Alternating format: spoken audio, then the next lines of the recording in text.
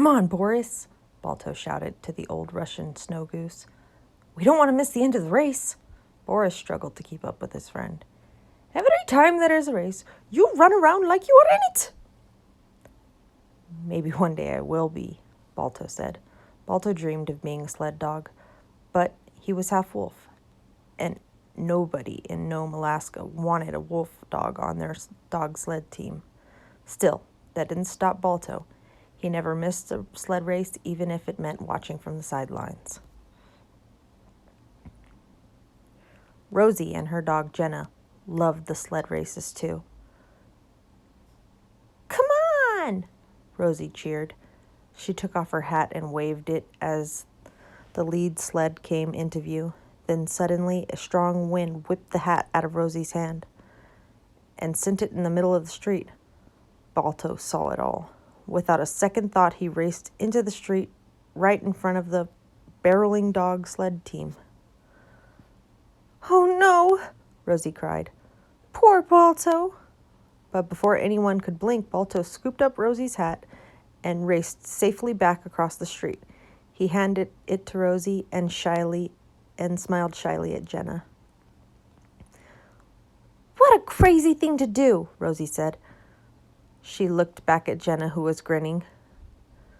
"Just to show off her pretty dog." Then Rosie felt a heavy hand on her shoulder. "Rosie," it was her father. "Stay away from that dog. He might bite you. He's half wolf," he said, waving a broom fiercely. Balto turned and sadly walked away from Rosie and Jenna. The grown-ups were wrong. Balto knew he wasn't bad. He just wished there was some way that he could prove it.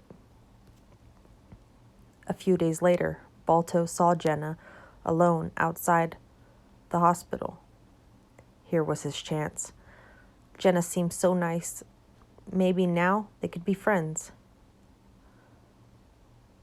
But when Balto came closer, he saw that Jenna was crying. "Jenna, what's wrong?" Balto asked. "Rosie's in there," Jenna told him. "She's really sick." "What's wrong with her, Balto?" Balto climbed up beside Jenna and looked inside. The doctor was taking Rosie's temperature. He frowned. "Rosie's fever is very high," the doctor told Rosie's parents, "and I don't like the sound of her cough." "What do you think it is, doctor?" Rosie's father asked. "Looks like diphtheria," the doctor answered. He shook his head. "And I'm out of medicine." The next morning, the doctor sent out an important telegram to Anchorage. "Urgent stop. More diphtheria medicine, stop. Nome in grave danger, stop." But getting more medicine wasn't going to be easy. The biggest snowstorm in years had hit Alaska. No trains or planes would be able to get through. There was only one way to get the medicine, by dog sled. So the town held a race to see which dogs were the fastest. "I'm going to run in that race," Balto told Boris. He knew that he was fast. He knew that he could win. He had to help Rosie, no matter what. "On your mark, get set, go!" The dogs ran. Suddenly, Balto burst ahead of the pack and sped across the finish line first, but the other dogs turned their backs to him. "Get out of here, wolf dog," Steel, the lead dog, snarked. "We don't want you on our team." That very night, the rescue team took off without Balto. At first, all went well. The team picked up the medicine without any trouble, but the trip home was not as easy. It began to snow harder and harder. The heavy snow blinded the team and covered their trail. "Steel!" one of the dogs shouted. "We're lost! Maybe we should turn around." But Steel wouldn't listen. "I'm not lost," he growled. Back in Nome, everyone was worried. The team had missed their second checkpoint and they had lost their trail. Balto paced back and forth outside the hospital. Through the window, he could see Rosie and Jenna. Rosie looked so tired. Balto had to do something. He had to find the team and bring the medicine back. So later that night, with his friend Boris and Muck and Luck, the two polar bears' cubs, Balto headed off into the dark, snowy wilderness. Balto put his nose to the ground. Steele and his team had been there. "This way!" Balto shouted to the cubs and Boris over the howling wind. They trudged past some trees, around a big rock, and Balto stopped. All of a sudden, he felt like someone was watching him. It was a grizzly bear. He lunged at Balto. With one huge paw, Balto could see the bear's long claws gleaming. Balto jumped just in time and clamped his sharp teeth into the bear's leg. The bear roared in pain, and he flung Balto off of him, and Balto flew through the air and crashed against a tree. He sank to the ground. The bear came closer. Oh no! Was Balto done for? No. Just then another shape came charging out of nowhere. It was Jenna. She pounced on the bear and sank her teeth into his shoulder. Roar! The bear growled again, angrier than ever. He slashed at Jenna's leg and knocked her away.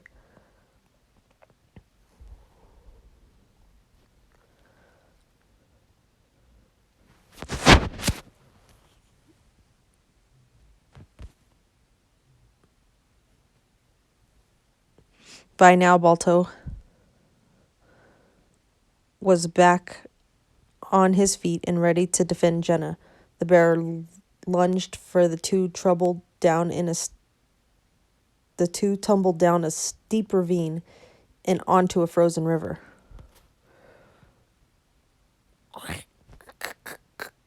The ice was breaking. Jenna, Boris, and the cubs gathered at the top of the ravine. They watched as the bear struggled to get back to shore, but it was too late. Whoosh! The icy river swallowed the bear before their eyes, and Balto too. "Balto!"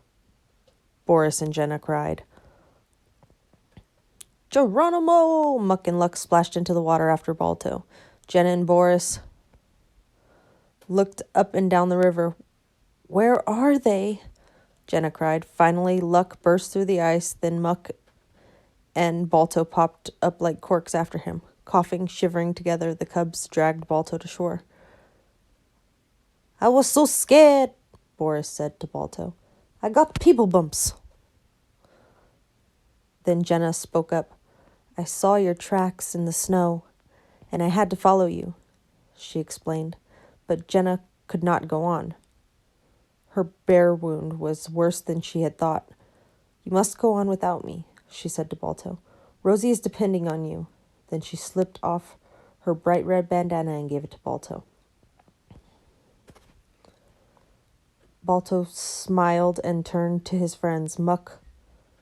Luck, you pull Jenna back to town," he said. "And Boris, you lead them." As Balto watched his friends walk off through the snow, he felt lonely and a little scared, but he also knew that he had a job to do. He had to find the lost sled team and the medicine. Fast.